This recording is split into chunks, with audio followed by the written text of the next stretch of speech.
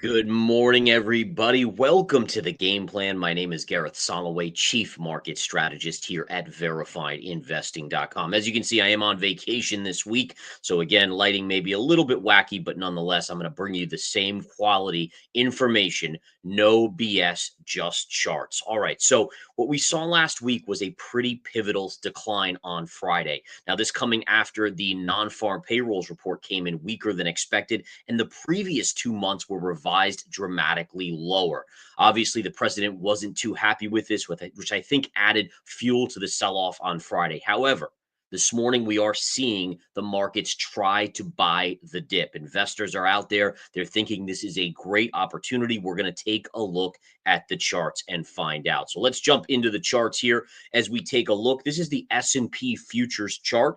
And what we can see is that, again, overnight, this is where we opened at 6 p.m. on Sunday, 6 p.m. Eastern time. And you can see that the markets kind of ground higher all night long. Now, we're not up huge, but we are up solidly, getting back about half of the loss from Friday thus far. So let's keep an eye on that. Let's see where things go. If you go to last week here on Friday, this again was when the non-farm payrolls report came out, and you could see the rollover and sell off on Friday that we saw. One of the bigger down days we've seen in quite a while in the markets. Now, if you've been paying attention to the game plans, I've kind of walked you through why something like this was inevitable. Now, again, we didn't know which day it was going to come out. Was it going to be on the Fed decision on Wednesday last week, the jobs report, the PCE on Thursday? Where were we going to see it? But ultimately, the charts, as I described, the S&P was hanging off of a cliff. And again, I'll take a show where I'll show you guys exactly what I mean by that. So let's flip over to the S&P itself so we can look at the daily chart. So this was probably the most amazing thing that I discovered last week with you guys. This is a parallel channel. And again, parallel channels have more and more meaning to me in technical analysis. It's something that not a lot of people have discovered. People can draw trend lines. They don't usually do it great. But again, my hope is that I can guide you. But the parallels are the ones that are more powerful because the lines are parallel. And that means there's more credence to them. And what we could see here on the S&P is that the low from October 2023, after this nice long downtrend here, that low matched up perfectly with the April 7th low, gave us this parallel line that matches up with the highs from 2024 and gave us the gap up high on Thursday when Meta and Microsoft reported blockbuster earnings. And notice again how we saw that sell-off. And just recall, last week we talked about how the selling was starting to come in from the institutional base. Why? Well, because you had a gap up on Monday and a sell-off to the flat line. Gap up Tuesday, a negative day. Gap up Wednesday, negative day. Gap up Thursday. This is all signals of institutional unloading. So those were some of the short-term factors. One other one where I talked about us being kind of hanging off a cliff was from this trend line right here. We slope it up, connect it to the lowest point from April 7th to the secondary lowest point here. Notice no candle on the chart touches this line until right here. We broke below it, and then we kind of bobbed, slowly grinding higher until the latest fall. And look at how in 2 days, the gap up on Thursday reversal and Friday down move, we literally took out everything all the way back to where this trend line was broken. And that's why I said we were hanging off a cliff, because even though we were hanging off a cliff, we were still hanging, meaning that one hand was still holding onto the cliff. We weren't going over the cliff, and that shows us how we were kind of grinding very slowly. But this is where you fall, right? We always talk about how the markets take the stairs up and the elevator down. And sure enough, you can see the elevator right here wiping out literally 2 to 3 weeks of upside in the market in just 2 days. Now, another thing I want to show you guys is this chart here. And this is a chart. I'm going to get rid of these trend lines. We're going to flip it over to the logarithmic scale. And this is something I showed you months ago. And it was something that had me very concerned about the overall market. Take the high going back to 1929, just before the Great Depression and the stock market crash. Connect it right through that secondary high right here. in 2000, the dot-com bubble high. And if we drag it up here, look at what we get right there on the chart. So again, right into this level here on a trend line that literally spans almost 100 years in the making. And what that tells me, by the way, I mean, if you just look back here, we saw, you had the, dot-com drop. That was a big drop. And so who are we to think that we're not supposed to pull back off this? Now, listen, do I think it's going to be like a dot-com situation or a 1929? No, I mean, I have no idea about that. That's long-term projections. But in the short term, as a swing trader, and remember, I'm a swing trader, so I don't really focus on where the markets are going to be in 5 years from now or 3 years from now. Heck, I don't even know where the markets are going to be in 1 year from now. What I do know is that when you hit key trend lines, you tend to have an immediate reaction. If it's a support line, you're going to get a bounce. If it's a resistance line, you'll get a pullback. And that's how I trade. That's what a swing trader does. And just on a smaller time frame, that's what a day trader does as well. All right. So again, just want you guys kind of fully immersed in the understanding of this. So again, we'll watch and see where things go here on the S&P, but certainly a nice pullback on that weekly chart from last week. Now, flipping over to the US dollar, this was something I discovered just over the weekend here. And look at this. We're in this little parallel channel on the DXY. Now, the DXY, remember, is the dollar against a basket of currencies. So it's how is the dollar handling everything versus, the yen, the euro, the pound, etc. And we've been in a pretty dramatic downtrend. Again, ever since we go back to 2025 January, it's been pretty steep in terms of the decline. Now, the decline is getting a little bit more kind of flat. And what we can see is we've established a parallel here where every time we get to the bottom of this parallel, notice you get a bounce up and a bounce up and eventually find your way to the top of the parallel. So again, the idea was as we come into this high here, which was just above 100 on the DXY, the idea is we should get a pullback. Now, again, will we eventually go to the lower dimension of this parallel? The answer is probably eventually. We don't know how it'll get there. You can see here to get to the top, we had to have this little pullback right there. But the idea is this gives us a very firm basis for resistance on the dollar if we tag this and support on the dollar down here. The 10-year yield took a massive decline on Friday. It is continuing to downtick a little bit today. The 10-year yield near 4.2%. And this obviously with the weaker jobs number, we went from Wednesday after the Fed not expecting a rate cut per the Fed watch tool to now a rate cut in September is back on the table. All right. So again, downward break here of a wedge pattern. Wedges, again, remember they're coiled springs getting tighter and tighter and tighter. And therefore, when you break, it tends to be a big move. And I think we can all agree that the break on the 10-year yield on Friday was a pretty big move. I don't think it's done yet, by the way. I do think you will get a bounce. Potentially what we see in these situations from a technical analysis perspective is a retrace to the scene of the crime and then a continuation to the downside. So again, overall, the bias remains negative on the 10-year yield, but you just have to potentially expect a retrace to the scene of the crime, which again would be the breakdown trend line right here. That's what's called the scene of the crime. All right, so 10-year yield, the dollar, we've seen some good downside movements, obviously on the back of the economic data. And I think it's important to kind of understand really what's going on here. So Wednesday, we heard from the Federal Reserve, and they were very kind of cautious, almost hawkish on cutting rates. And the market didn't like that one bit. Then Thursday, we got the PCE data. Year over year was higher than expected. We're starting to see an uptick in inflation, whether it be the tariffs or whether it be other factors, we don't know. But ultimately, what we do know is the data is showing inflation is starting to slowly creep up. By the way, not nearly back to that 9% we saw a few years ago, but it's just about the trajectory. Is it starting to uptick just a little bit? And then obviously on Friday, we saw the jobs data and the revisions point to a much weaker labor market than anyone had necessarily expected. Now, the key here is when you have upticks in inflation, but a labor market that is starting to come down, What does that mean? It means potential stagflation. And I'm again going to bring that up to you guys. Remember that term. That is not a good term net for the overall markets. All right. Very, very bad to have a rising inflation with a weaker market or a weaker economy. All right. Let's take a look at Tesla. Tesla approving a $29 billion pay package for Elon Musk. And again, you can see the stock is up.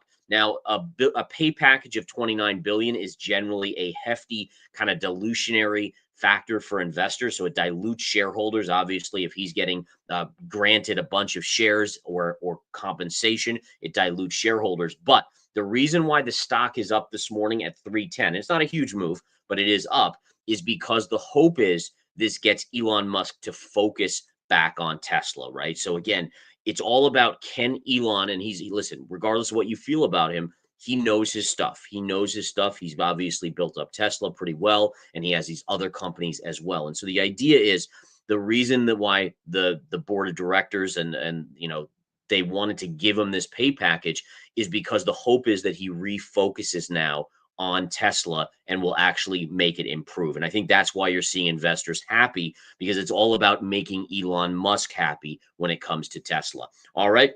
Now, again, what kind of pattern is this? We just saw it when we looked at the 10-year yield. This is a wedge pattern. Wedge patterns, again, you can see the bigger move here, smaller, smaller, smaller, right? So it's a compressing spring. The question is, which direction does it break out? Today's gap up is only a minor move up. It is not going to break us out.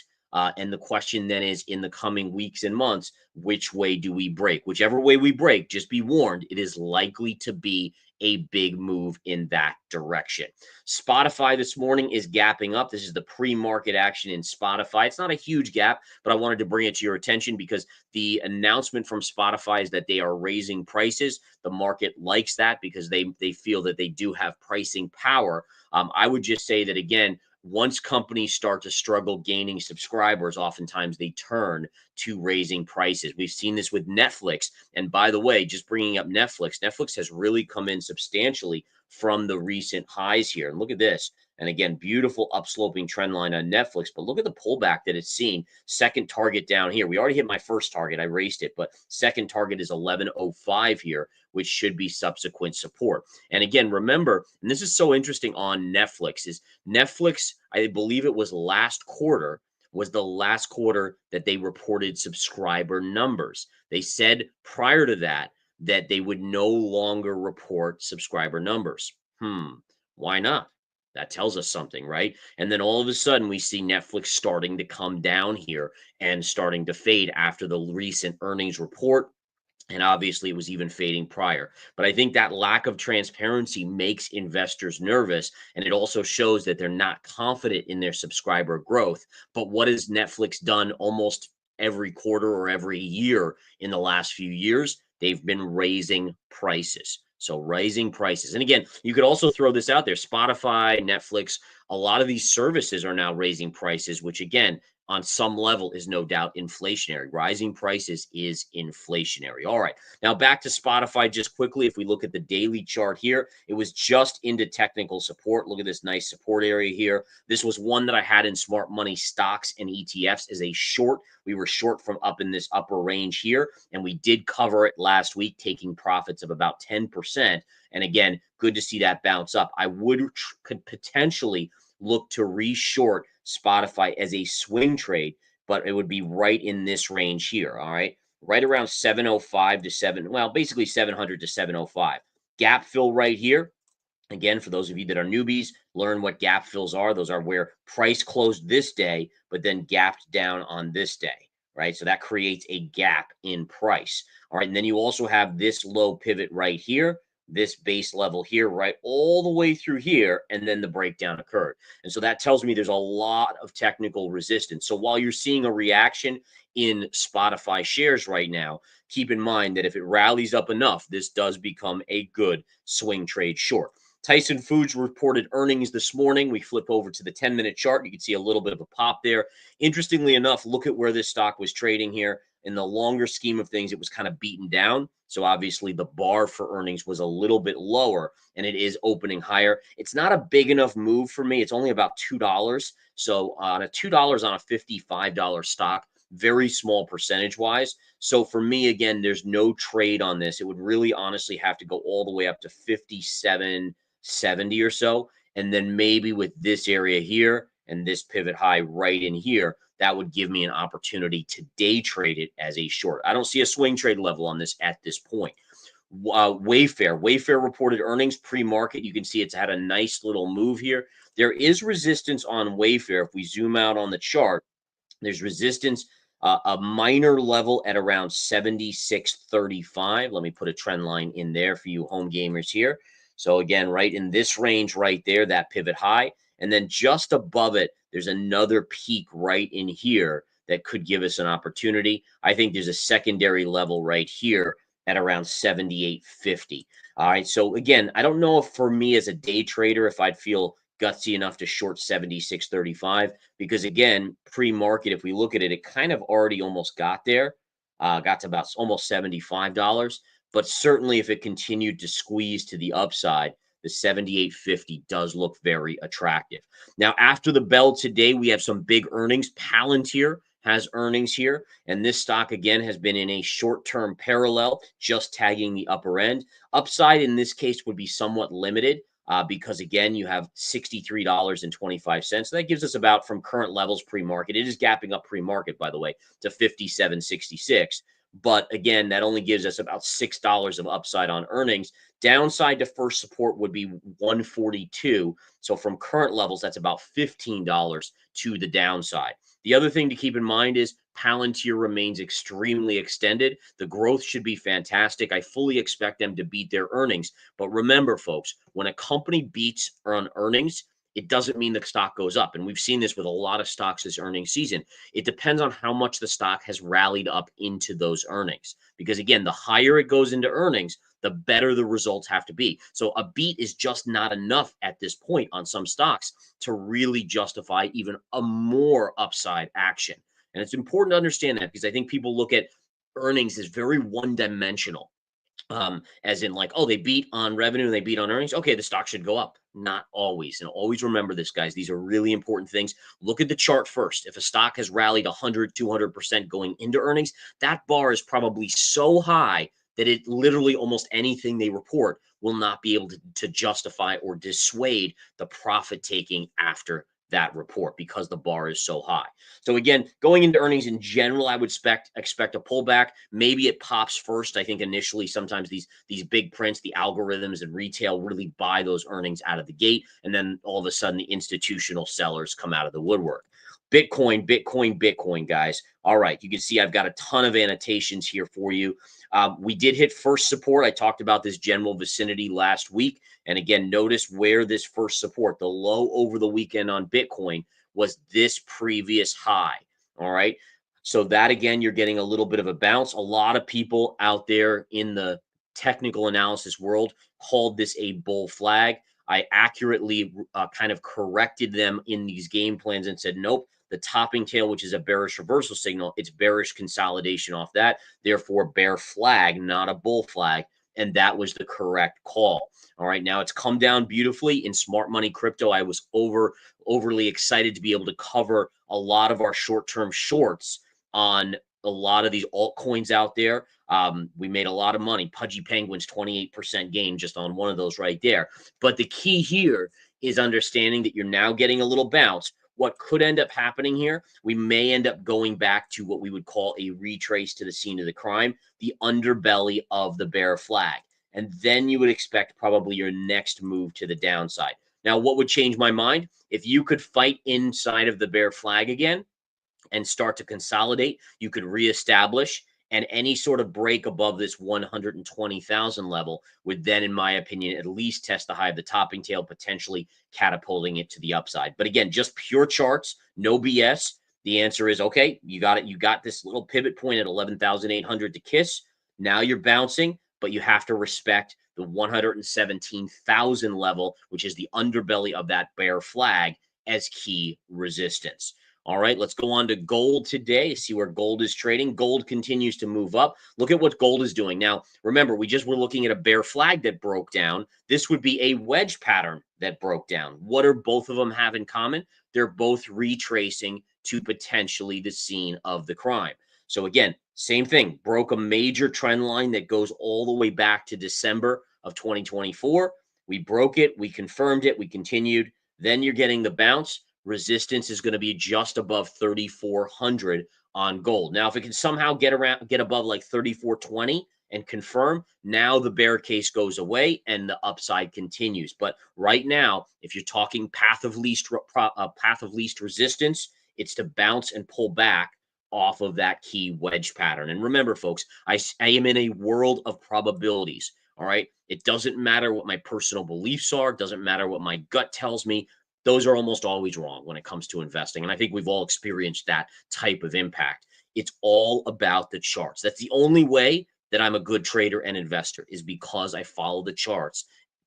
And essentially, I look at the charts as being a foreign text, right? And so my job to you guys, and I hope I can teach you the language here, is to translate this into words that we all understand and talk about resistance and support and give you guys the playbook of what the foreign text says. That's what a chart is. It's just telling us in a different language what is most likely to happen. All right. Going back to the charts here, let's jump over to silver. Silver was another beauty that pulled back off a longer term trend line right here. You can see every time it hit going back to 2022, it pulled back. Notice again, if we talk about where it came into, you have kind of this zone here, right? You had all of this consolidation. It comes down there and it is holding that. Now, it's not a buy yet for me because, again, I don't know if this is going to make a bear flag off of this down move, right? So again, if we were to see this and let's say we start to go like this, this would be a bear flag. I still like the 3465 level as major technical support because it's this would be a retrace to the scene of the crime, but on a breakout versus what we've looked at before, which was breakdowns. High pivot, and high pivot, small pullback, breakout. So if you come back into this level, there should be a ton of support at around 3465. Now, it may not. It could just go up and make new highs. And you know what? I'm more than okay with that because as a trader, I miss hundreds of trades every day. All that matters is that a few come and hit my levels and I get them. That's it. Just a few. I don't need 100 a day. I need like 2, 3 max. And I can make incredible money. And I want you guys to have that understanding, right? Where it's all about discipline, which keeps you safe from taking bad trades. Naturally, we all have a bad trade here and there. That's just the nature because probability means it's not 100%. But it's the idea of being as disciplined as you can and taking only the trades, let's say, that are 75% success rate trades. And then that ultimately will, over the longer term, that win rate will take you to the promised land, or as I call it, the profit land. All right. Quickly going through a few of these other charts here. Let's take a look at oil. Oil, guys, it is continuing to break down. I did short oil with members of Smart Money Commodities right here, and we are nicely in the money. I did hear OPEC raised production again. They're really trying to kind of stifle out U.S. producers by dumping a ton of oil and keeping prices to the downside, add in a weaker U.S. economy, and obviously oil should continue down. Now, again, at some point, I'm going to take half off my short here on oil because, frankly, at some point, you just want to play it safe and just kind of pocket some money and put a break-even mental stop in. But nonetheless, great move down. I would continue. You're going to have a little bit of support right here. Okay. So right here at around 65. But if we break 65, we should be headed towards 60 on oil. And then lastly, natural gas here real quick. Taking a look. Again, we talked about how we hit this trend line. We got a small bounce. But usually what ends up happening here, guys, is you get small bounces on the fourth hit. And then the fifth hit, it favors a breakdown. And that's why I didn't buy this hit. Even though it was a beautiful hit of this trend line and you got a small bounce, you can see already today it is trading lower. And the question is, when does it break to the downside? Inevitably, you could almost even make a case for a head and shoulders here, right? So you have a shoulder, head, and shoulder. And if that's the case, I mean, what's kind of crazy about this is that the measured move of this would be an incredible drop in nat gas. I mean, it's almost hard to believe that nat gas would go this low. But just to point out, let's just say it does. Where does nat gas target? Basically down to $1. If now again, listen, it doesn't mean that every Head and Shoulders has to play out to target. Some don't, and this one may not. But wouldn't that be interesting if nat gas went down to basically $1, give or take? I mean, where's the U.S. economy at that point if that were to happen? So, anyways, all right, guys. Listen, I am on vacation. I appreciate you guys coming out as always to support us here at Verified Investing. I really do try to bring my A game even when I'm on vacation here. But again, the key is just charts, which give us probability. And from probability, we can then take it into trading opportunity. And that can lead us to profits. And so always remember, it's not what our guts, our minds, our feelings, our hearts tell us. Those are great things in human nature to have. In trading, they will make you lose money. And not only that, the institutions know. They know exactly the buttons to press to make you and every other investor out there overreact and act emotionally, to FOMO in at the highs, to FUD at the lows and panic and dump at the lows. They know it and they'll press your buttons. So our only option is to keep that emotion bottled up when we're trading and investing and go to the charts. That's my humble opinion. All right, guys, go have a great rest of your day. Thanks so much for coming out. I appreciate each and every one of you, and I'll see you soon. Take